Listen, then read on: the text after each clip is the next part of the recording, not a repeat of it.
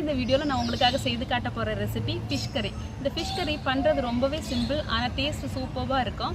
இந்த ஃபிஷ் கறி பண்றதுக்கு நான் எடுத்திருக்க ஃபிஷ் வந்து மேக்ரல் ஃபிஷ். மேக்ரல் ஃபிஷ்ல பாத்தீங்கன்னா ஒமேகா 3 ஃபேட்டி ஆசிட் அதிகமான அளவில் இருக்கு. அதனால வந்து இது பிளட் ப்ரெஷரை வந்து கண்ட்ரோல் பண்ணுது. அது மட்டும் இல்லாம கொலஸ்ட்ரால் லெவலையும் டிக்ரீஸ் பண்ணுது. இப்போ அந்த ஃபிஷ் கறி எப்படி பண்றதுன்னு பார்க்கலாம். ஃபிஷ் கறி செய்யறதுக்கு தேவையான பொருட்கள் எதெல்லாம் பார்க்கலாம். தக்காளி, இஞ்சி பூண்டு, பச்சை மிளகா, சின்ன வெங்காயம், முருங்கைக்காய், கத்திரிக்காய், கொத்தமல்லி, கறிவேப்பிலை, புளி தண்ணி, மீன். தாளிக்கிறதுக்கு நல்லெண்ணெய், கடுகு, காஞ்ச மிளகா, சீரகம், வெந்தயம், உப்பு, மஞ்சள் தூள், மல்லித்தூள், மிளகாய் தூள்.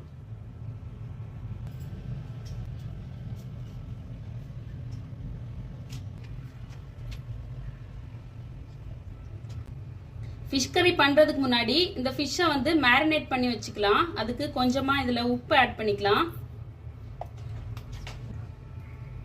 அப்புறமா கொஞ்சம் மஞ்சள் தூள் ஆட் பண்ணிக்கலாம். கொஞ்சமாக மிளகாய் தூள் ஆட் பண்ணிக்கலாம். எல்லாம் மிக்ஸ் பண்ணி எடுத்துக்கலாம்.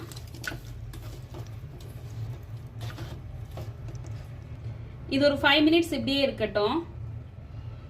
ஸ்டவ் ஆன் பண்ணிக்கலாம். பேன் அடுப்பில் வச்சிடலாம். பேன் சூடானதுமே ஆயில் ஆட் பண்ணிக்கலாம். ஆயில் சூடானதுமே கடுகு ஆட் பண்ணிக்கலாம்.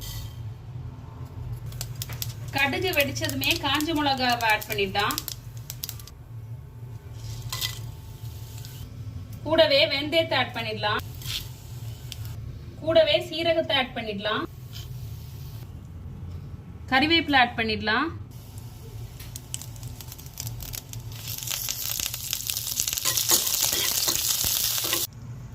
இஞ்சி பூண்டு பேஸ்ட் ஆட் பண்ணிக்கலாம்.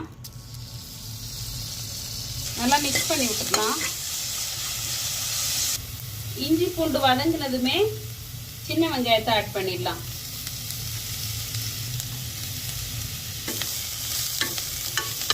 கூடவே 2 பச்சை மிளகாவையும் ஆட் பண்ணிடலாம். வெங்காயம் வதங்குறதுக்காக உப்பு ஆட் பண்ணிக்கலாம். வெங்காயம் வதங்கினதுமே நம்ம எடுத்து வச்சிருக்க 2 தக்காளி ஆட் பண்ணிக்கலாம். குழம்பு திக்னஸ் வர்றதுக்காக தக்காளி இந்த மாதிரி மேஷ் பண்ணிட்டு சேர்த்துக்கலாம்.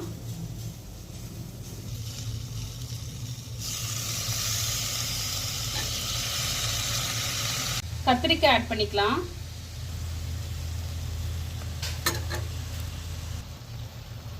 முருங்கைக்காவை ஆட் பண்ணிடலாம். எல்லாத்தையும் மிக்ஸ் பண்ணி விடலாம்.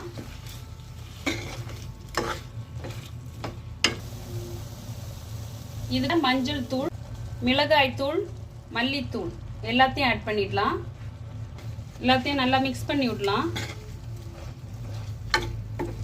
இது கூட நாம எடுத்து வச்சிருக்க புளி கரைசல் ஆட் பண்ணிடலாம்.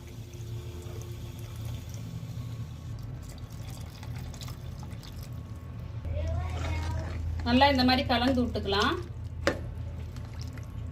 இந்த ஸ்டேஜ்ல நம்ம மேரினேட் பண்ணி வச்சிருக்க ஃபிஷ் ஆட் பண்ணிடலாம்.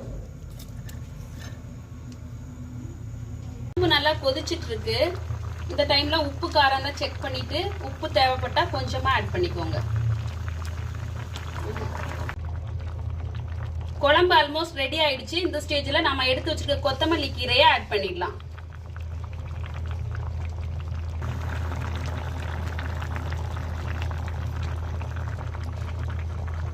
குழம்பு ரெடி ஆயிடுச்சு. ஸ்டவ் ஆஃப் பண்ணிடலாம். இந்த ஃபிஷ் கறியை நாம இப்போ ரைஸோட சர்வ் பண்ணிக்கலாம்.